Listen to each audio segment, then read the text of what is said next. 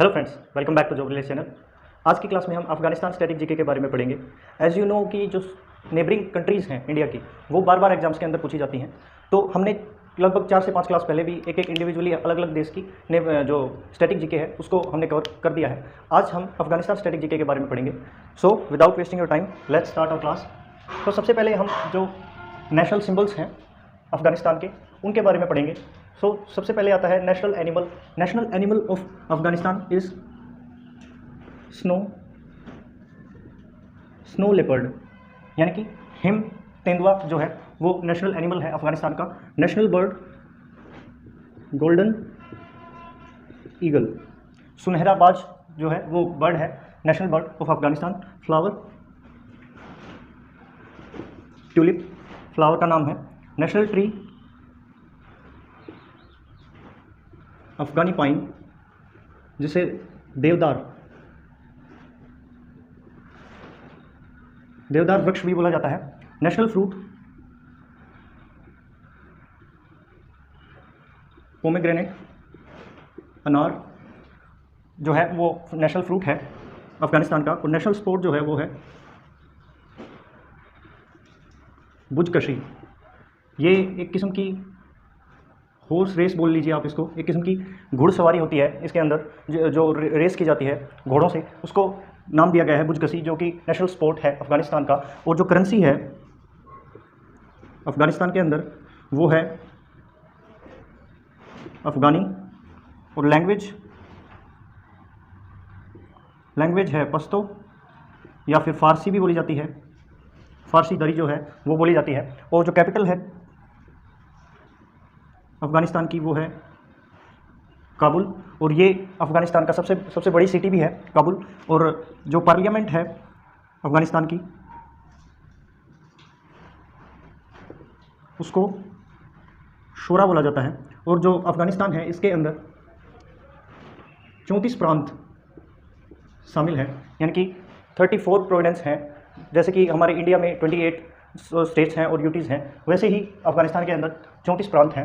जो एनिमल है वो snow leopard, bird golden eagle, flower tulip, tree Afghani pine, fruit pomegranate, national sport buzkashi, एक किस्म की घुड़सवारी होती है इसके अंदर, करेंसी अफगानी, लैंग्वेज पश्तो या फारसी, कैपिटल काबुल, और जो पार्लियामेंट है वो उसको शोरा बोला जाता है। आप चाहें तो इसका स्क्रीनशॉट ले सकते हैं।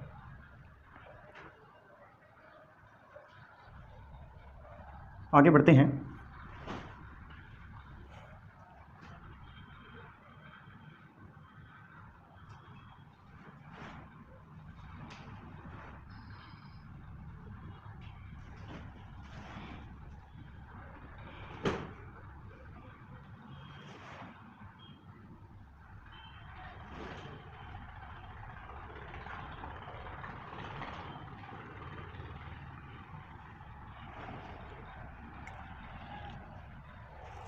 ये देखिए, ये जो हिस्सा ये इंडिया है, इंडिया वाला हिस्सा है ये।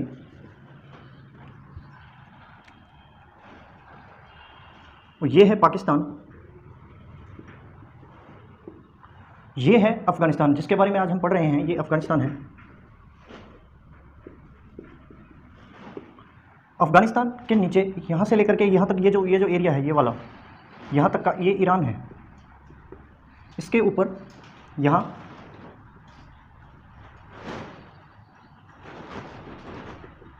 तुर्कमेनिस्तान, यहाँ पे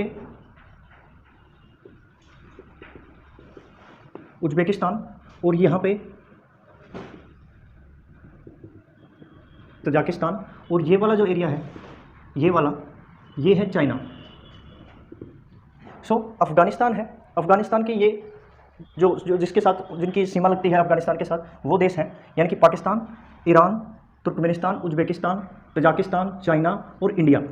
ये इसकी नेबरिंग कंट्रीज़ हैं। बट हम जो इंडिया है सिर्फ नाम मात्र का ही पड़ोसी देश है वैसे तो, क्योंकि ये जो एरिया है ना, ये वाला जो एरिया है ये POK वाला एरिया है। और सबसे कम जो सीमा है, जो जिस पड़ोसी देश की सबसे कम सीमा लगती है वो है अफगानिस्तान, जिसकी सिर्फ और सिर्फ 106 किलोमीटर की जो सीमा है वो लगती है इंडिया के साथ में। जो सबसे ज़्यादा सीमा लगती है इंडिया के साथ में वो लगती है बांग्लादेश की, कितनी, 4096 किलोमीटर की। फिर उसके बाद में 3488 किलोमीटर की लगती है चाइना के साथ, 3323 किलोमीटर की लगती है पाकिस्तान के साथ। फिर उसके बाद में लगती है 1751 किलोमीटर की लगती है नेपाल के साथ। 1643 किलोमीटर की लगती है म्यांमार के साथ, 699 किलोमीटर की भूटान के साथ, फिर 106 किलोमीटर की अफगानिस्तान के साथ में लगती है। 106 किलोमीटर सबसे कम है जो इंडिया की जो जो सीमा है वो अफगानिस्तान के साथ में लगती है। और ये जो एरिया है ये पीओके वाला एरिया है जो हमारे किसी काम नहीं आता है, ना किसी आयात या फिर निर्यात के काम नहीं आता है। और ये जो है पड़ोसी देश हैं, ये पाकिस्तान के साथ में सीमा लगती है, ईरान, तुर्कमेनिस्तान, उज्बेकिस्तान, तजाकिस्तान और चाइना के साथ में सीमा लगती है अफगानिस्तान की। और ये जो एरिया है, ये पतला सा जो एरिया है, इसको बोला जाता है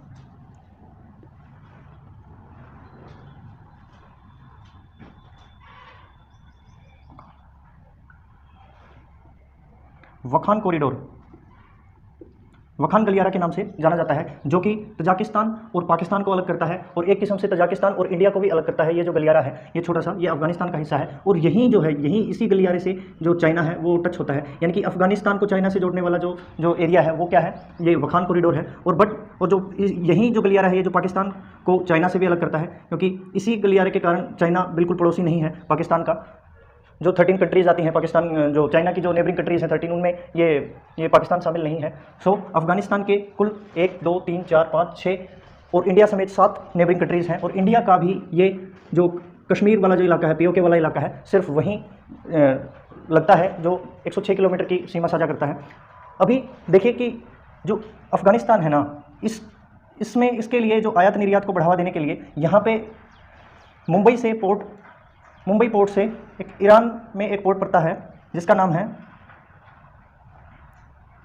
चहबार पोर्ट।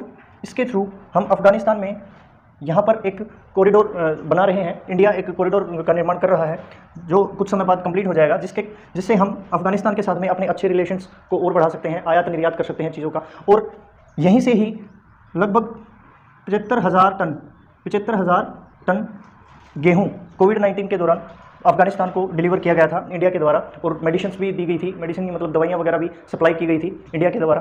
तो ये है कुछ जानकारी इसकी मैपिंग से रिलेटेड। यहाँ पे अफगानिस्तान पड़ता है और जो वखान जो कॉरिडोर है उसके साथ में इंडिया इससे जुड़ा हुआ है। सिर्फ 106 किलोमीटर की जो दूरी है वो लगती है, जो सीमा साझा करता है।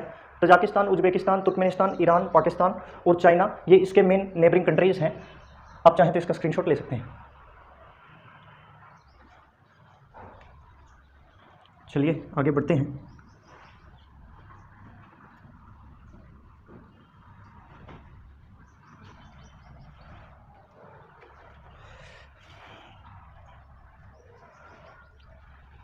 जो अफगानिस्तान है इसको ग्रेवयार्ड ऑफ एम्पायर्स के नाम से भी जाना जाता है। ग्रेवयार्ड का मतलब होता है कब्रगाह, जहाँ पर जो कब्रिस्तान जिसको बोलते हैं वो ही है ये ग्रेवयार्ड। और जो एम्पायर है उसका मतलब है साम्राज्य, यानी कि साम्राज्यों का जो ग्रेवयार्ड है उसको बोला जाता है। अफगानिस्तान को ग्रेवयार्ड ऑफ एम्पायर्स बोला जाता है। इसका मतलब ये है कि क्योंकि यहाँ पर जितने भी एम्पायर्स ने शासन करने की कोशिश की ना, वो मतलब एक किस्म से स्टेबल नहीं रह पाए, हमेशा अलग अलग उनको परेशानियों का सामना करना पड़ा। और इसी वजह से हम ये देखते हैं कि इसको ग्रेवयार्ड ऑफ एम्पायर्स क्यों बोलते हैं।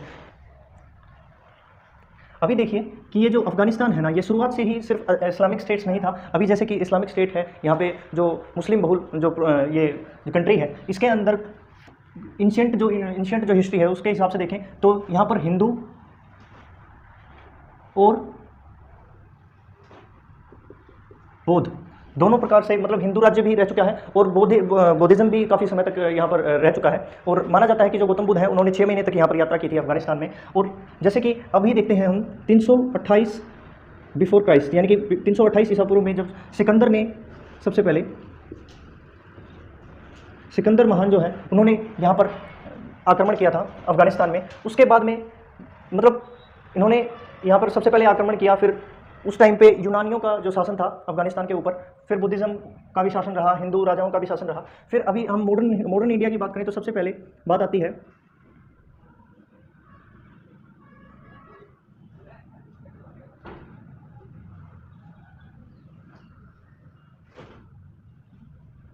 फर्स्ट एंग्लो अफगान वॉर जो है वो 1839 से 1842 के बीच में चली। ये फर्स्ट एंग्लो अफगान वॉर है क्या? अभी समझिए कि ये जो है ये यूएसएसआर है, सोवियत संघ है, और यहाँ पे पड़ता है ये अफगानिस्तान, और ये यहाँ पर है यूके यानी कि यूनाइटेड किंगडम का जो साम्राज्य है, जो जिसे हम इंडिया बोलते हैं, इंडिया के अंदर इस टाइम पीरियड तक जो ब्रिटिश शासन चल रहा था, तो यूएसएसआर ये सोचता है कि मैं अफगानिस्तान पर कब्जा करूं। यहाँ से इंडिया में जो यूनाइटेड किंगडम के जैसे जो ईस्ट इंडिया कंपनी है, वो ये सोचती है कि यूएसएसआर से पहले फर्स्ट एंग्लो अफगान वॉर जो है वो 1839 से 1842 के बीच में चली। ये फर्स्ट एंग्लो अफगान वॉर है क्या? अभी समझिए कि ये जो है ये यूएसएसआर है, सोवियत संघ है, और यहाँ पे पड़ता है ये अफगानिस्तान, और ये यहाँ पर है यूके यानी कि यूनाइटेड किंगडम का जो साम्राज्य है, जो जिसे हम इंडिया बोलते हैं, इंडिया के अंदर इस टाइम पीरियड तक जो ब्रिटिश शासन चल रहा था, तो यूएसएसआर ये सोचता है कि मैं अफगानिस्तान पर कब्जा करूं। यहाँ से इंडिया में जो यूनाइटेड किंगडम के जैसे जो ईस्ट इंडिया कंपनी है, वो ये सोचती है कि यूएसएसआर से पहले मैं अफगानिस्तान को अपने अंडर कर लूँ। तो इसी वजह से सबसे पहले फर्स्ट एंग्लो अफगान वॉर हुई, जो 1839 से 42 तक चली, जिसमें कंपनी को यानी कि जो ईस्ट इंडिया जो कंपनी है उसको हार गए थे। ये जो अफगान वॉर है ना, फर्स्ट एंग्लो अफगान वॉर, यही इनकी हिस्ट्री की सबसे पहली हार है ईस्ट इंडिया कंपनी की। इंडिया में जब ये आने के बाद में सबसे पहली हार थी ये इनकी। और इस टाइम पे जो गवर्नर जनरल थे ईस्ट इंडिया कंपनी के, उनका नाम था लॉर्ड ओकलैंड के शासनकाल में ये हुआ। फिर इनको रिप्लेस करके इस अफगान वॉर के बाद में एलन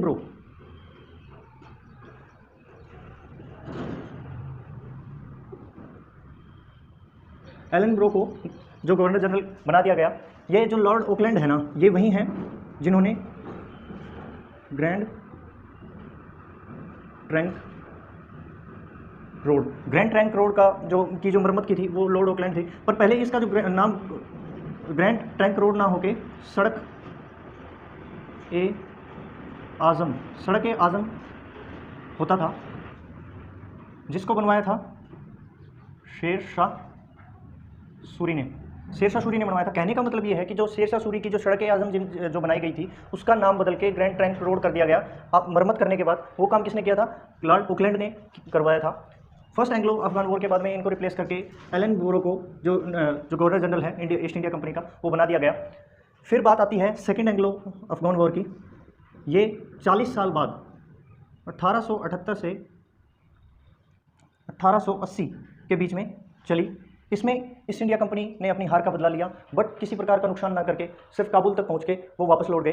बट इससे इन्होंने जो अफगानिस्तान है उसके अंदर अपना मतलब महत्व स्थापित कर लिया कि हमारा यहाँ पर आधिपत्य रहेगा, और हम मतलब एक किस्म से यहाँ पर इन्होंने जो फर्स्ट जो एंग्लो अफगान वॉर है उसका सारी भरपाई सेकेंड वॉर के अंदर इन्होंने कर ली। और इसी कारण से 1893 के अंदर डूरंड लाइन खींची गई, जो पहले अफगानिस्तान को और जो इंडिया है उसको अलग करती थी। क्योंकि उस टाइम पे जो पाकिस्तान था वो एक सेपरेट कंट्री नहीं था, यानी कि जैसे कि मान लीजिए ये इंडिया है, ये पाकिस्तान वाला इलाका भी हमारा ही था, तो इतना मान लेते हैं, और यहाँ पे ये अफगानिस्तान है। तो इसके बीच में एक ये डूरंड लाइन का निर्माण किया गया 1893 के अंदर। और इसके बाद में थर्ड एंग्लो अफगान वॉर होती है, जो 1919 के अंदर होती है, जिसके बाद एक ट्रीटी होती है 8 अगस्त 1919 को, जिसको रावलपिंडी ट्रीटी के नाम से भी जाना जाता है। इसमें जो ईस्ट इंडिया कंपनी है उसने ये घोषित कर दिया कि हम आपको आज़ाद करते हैं, मतलब अफगानिस्तान को फाइनली आज़ादी मिल गई। जितने भी जो सब्सिडीज़ जो मिलती थी अफगानिस्तान को ईस्ट इंडिया कंपनी के थ्रू, वो सारी वापस ले ली गई। और इसी वजह से 19 अगस्त 1919 को सबसे पहले जो अफगानिस्तान है उसने अपने आप को मुक्त किया ईस्ट इंडिया कंपनी से। और इससे सबसे ज़्यादा नुकसान हुआ जो इंडिया है उसको सबसे ज़्यादा नुकसान हुआ, क्योंकि उस टाइम पे सिर्फ ईस्ट इंडिया कंपनी ने अपने हिसाब से जो अफगानिस्तान है उसको जो इंडिया से अलग कर दिया। अगर ऐसा नहीं होता तो हो सकता है कि आज जो अफगानिस्तान है वो इंडिया की ही एक प्रोविनेंस होता, और हो सकता है कि बंटवारा भी नहीं हुआ होता। सो सबसे पहले 1919 के अंदर अफगानिस्तान को इंडिया से अलग कर दिया गया, और सिर्फ पाकिस्तान, इंडिया और जो बांग्लादेश वाला इलाका म्यांमार के साथ में, यही इंडिया के पास में बाकी रह गया था। सो 19 अभी हमने देखा कि यहाँ पर सिकंदर आ गया, 3 वॉर चली, इसमें भी मतलब ईस्ट इंडिया कंपनी ने भी अपने हाथ खड़े कर लिए कि हमसे यहाँ पे शासन नहीं होगा। इसी वजह से इसको ग्रेवयार्ड ऑफ एम्पायर्स बोलते हैं। अभी जो कहानी है वो बाकी है, क्योंकि 1919 के बाद की भी जो स्टोरी है वो मैं बताता हूँ आपको। आप चाहें तो इसका स्क्रीनशॉट ले सकते हैं।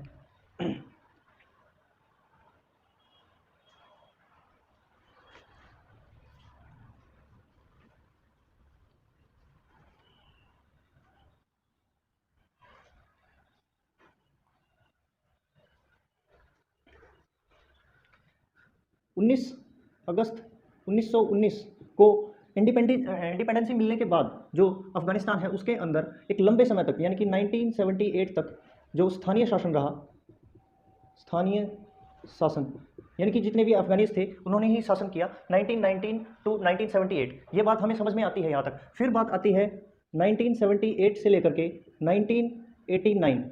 अब बीच में आता है यूएसएसआर। यहाँ पर सोवियत संघ की जो मिलिट्री थी उसने शासन किया, यानी कि यूएसएसआर मिलिट्री ने शासन किया और एक छोटे टाइम पीरियड के बाद ये इन्होंने भी अपने हाथ खड़े कर दिए और ये भी निकल लिए। और फिर 1989 से लेकर 1996 तक तालिबानी वर्सेस अफगान, जो तालिबानी थे और अफगानी थे वो आपस में लड़ते रहे इसी टाइम पीरियड के दौरान। और फाइनली 1996 से लेकर 2001 तक बिल्कुल एक भयंकर क्रूरता वाला जो शासन था वो तालिबानियों का रहा। यहाँ पर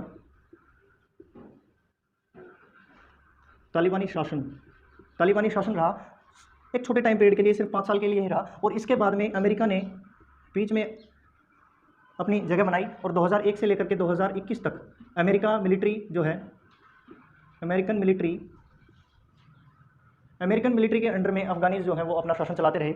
और जैसे ही 2021 में जो अमेरिका के जो प्रेसिडेंट हैं जो बाइडेन, इन्होंने जैसे ही अपनी मिलिट्री को वापस बुलाया वैसे वैसे जो तालिबानी थे वो दोबारा से एक्टिव है। और 2021 के अंदर अगस्त 2021 में लगभग जो अफगानिस्तान है उसको तालिबानियों ने वापस से ऑक्यूपाई कर लिया, यानी कि। और जो अफगानिस्तान के जो प्रेसिडेंट थे,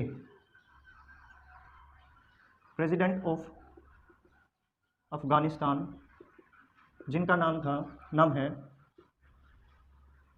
अशरफ घनी जी जो हैं वो देश छोड़ के भाग गए। और जो अफगानिस्तान की जो मिलिट्री थी उसने भी अपने हथियार डाल दिए और अभी जो है वो तालिबानियों का ही शासन चल रहा है, क्योंकि अमेरिका ने भी अपने मिलिट्री को वापस बुला लिया, क्योंकि इससे उनको कुछ ज़्यादा फ़ायदा नहीं हो रहा था। तो इसी वजह से जो अमेरिका है उसने अपनी मिलिट्री को वापस बुला लिया। अभी एक एक एक प्रोजेक्ट था जिसको बोलते हैं शहतूत बांध प्रोजेक्ट। शहतूत बांध जो प्रोजेक्ट था वो अफगानिस्तान और इंडिया की एग्रीमेंट थी। इसके अंदर जो काबुल रिवर है, काबुल नदी पर एक बांध बन रहा था।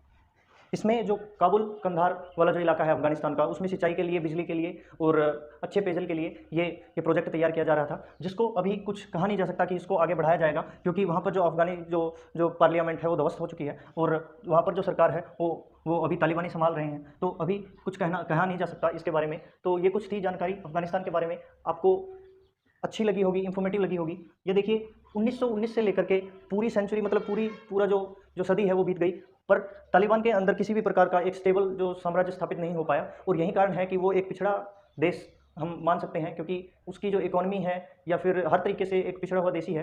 तो यही कारण था अफगानिस्तान का पीछे रहने का। सो आप चाहें तो इसका स्क्रीनशॉट ले सकते हैं। तो चलिए आज की क्लास में इतना ही। आई होप कि आपको ये क्लास अच्छी लगी होगी, इन्फॉर्मेटिव लगी होगी। तो मिलते हैं अगली क्लास में, तब तक के लिए जय हिंद।